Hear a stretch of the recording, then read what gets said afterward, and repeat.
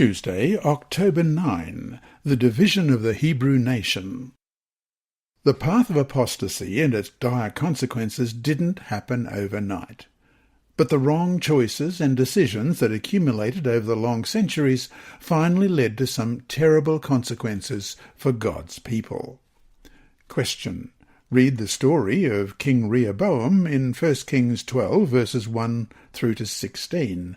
What caused this terrible division among God's people? 1 Kings chapter 12, beginning at verse 1. And Rehoboam went to Shechem, for all Israel had gone to Shechem to make him king. So it happened, when Jeroboam the son of Nebat heard it, he was still in Egypt, for he had fled from the presence of King Solomon, and had been dwelling in Egypt, that they sent and called him. Then Jeroboam and the whole assembly of Israel came and spoke to Rehoboam, saying, Your father made our yoke heavy.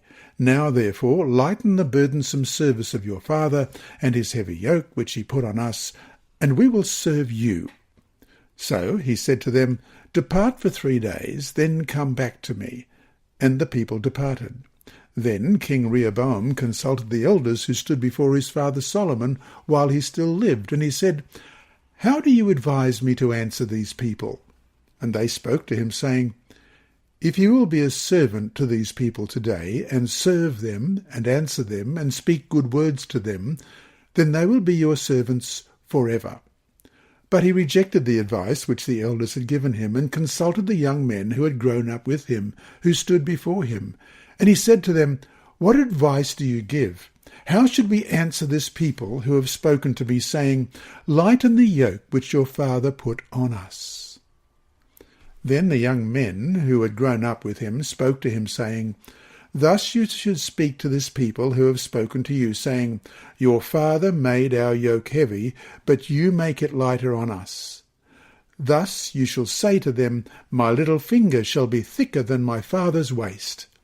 And now, whereas my father put a heavy yoke on you, I will add to your yoke. My father chastised you with whips, but I will chastise you with scourges.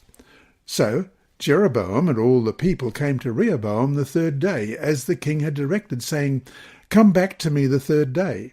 Then the king answered the people roughly, and rejected the advice which the elders had given him. And he spoke to them according to the advice of the young men, saying, My father made your yoke heavy, but I will add to your yoke. My father chastised you with whips, but I will chastise you with scourges. So the king did not listen to the people, for the turn of events was from the Lord, that he might fulfill his word, which the Lord had spoken to Ahijah the Shilonite, to Jeroboam the son of Nebat.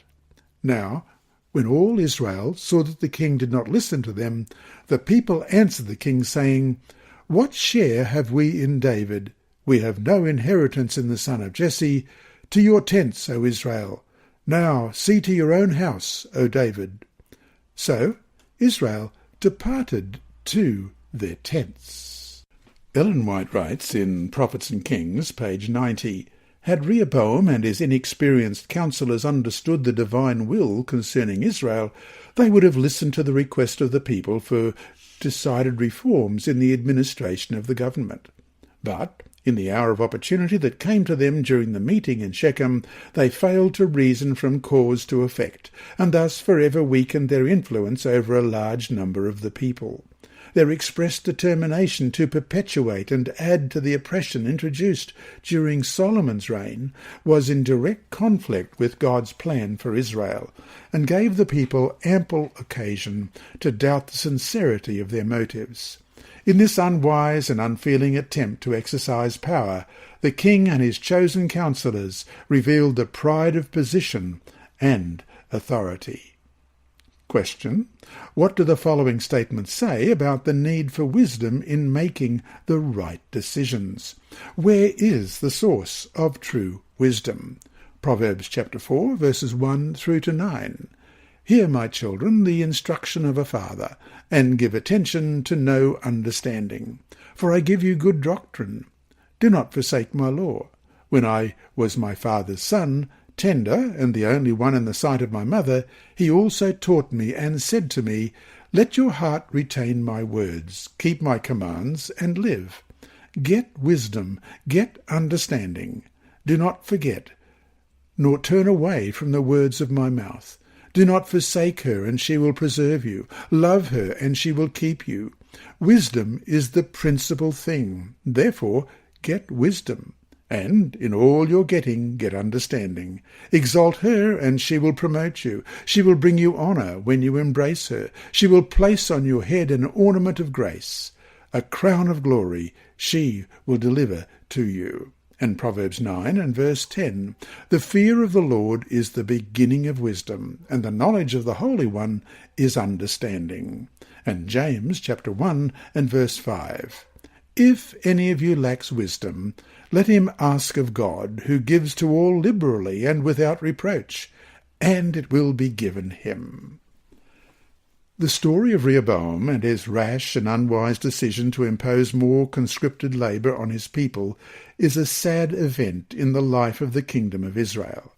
The king sought counsel from two groups of advisers, but his final decision to follow the counsel of less experienced young men his own age brought a catastrophe on the kingdom that his father Solomon and grandfather David had built during the preceding 80 years. The advice that the king should intimidate the crowd by declaring that he is tougher than his father was foolish counsel. The young advisers believed that to be sympathetic of the people's demands for less rigorous labour was not the leadership style the king should adopt. He should, they said, present himself as ruthless and cruel instead. In the end, he showed himself to be a bully and undeserving of his people's allegiance and faithfulness. Hence, a division occurred among God's people that never should have been there, and that was never God's plan for his people.